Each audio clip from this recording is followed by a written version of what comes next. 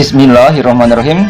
Assalamualaikum warahmatullahi wabarakatuh. Salam jumpa kembali dengan channel Dunia Fana News. Kemenangan Joe Biden dalam Pilpres Amerika di tahun 2020 ini setelah mengalahkan sang petahana Presiden Donald Trump diprediksi akan membawa suasana baru yang lebih sejuk dalam peta global.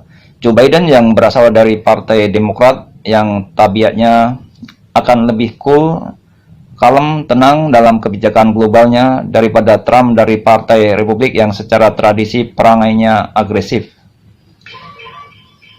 Lantas apa dampak kemenangan Joe Biden ini bagi Malaysia dan negara-negara ASEAN? Untung atau buntung?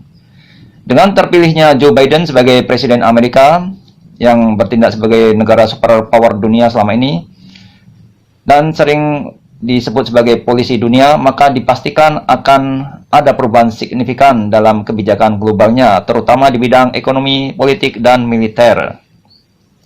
Joe Biden sesuai dengan karakter orang Demokrat yang lebih tenang dan kalem akan lebih mampu mengendalikan ego besarnya sebagai negara superpower dunia dengan menurunkan suhu politik, ekonomi, dan militer dunia yang sempat memanas dikala Trump berkuasa dengan sikapnya yang keras, agresif, konfrontatif tanpa kenal kompromi terhadap raksasa baru Cina yang juga kuat di bidang ekonomi dan militer sehingga menciptakan ketegangan di kawasan Asia.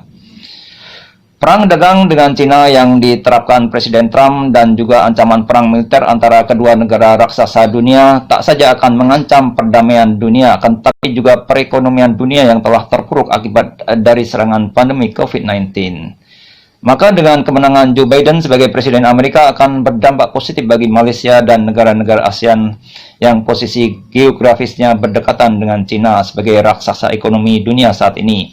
Joe Biden yang telah berjanji akan lebih serius dalam menangani pandemi COVID-19 dibandingkan dengan Trump yang nampak sembrono menganggap remeh sehingga Amerika menjadi negara terparah di dunia akibat serangan COVID-19.